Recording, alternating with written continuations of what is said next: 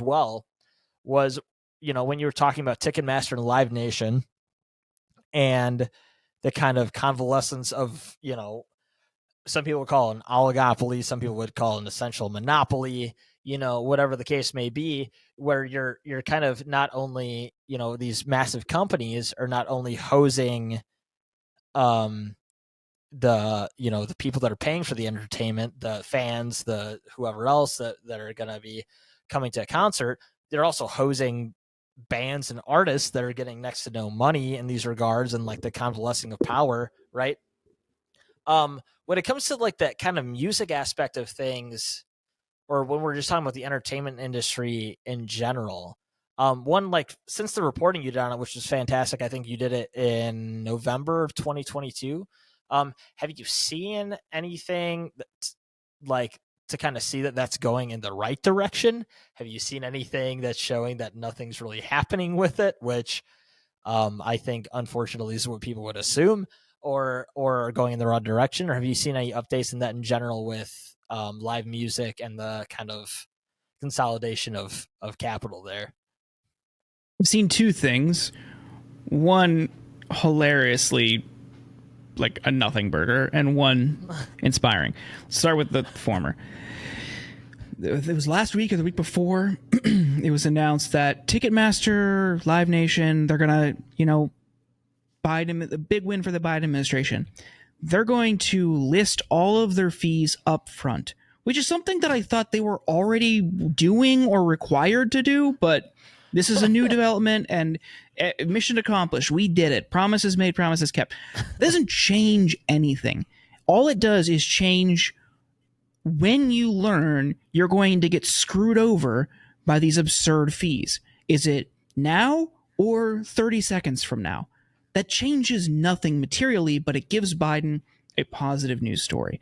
They love it. Again, it's the aesthetic of change and politics as an aesthetic.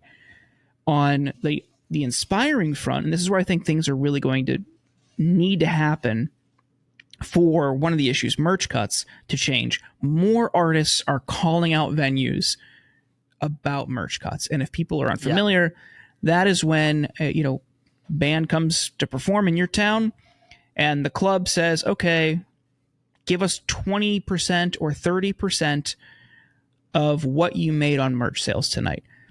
A lot of people don't know this happens. I didn't know it happened until I talked to people in the industry and was appalled. Hey, why do they get a cut of merch? Does the band get a cut of the bar? That's why people are there. Shouldn't they get a cut of the bar? That seems like a fair trade, right? No, they don't do it because they control the venues. They are the promoter. They control the ticket sales. What are you going to do?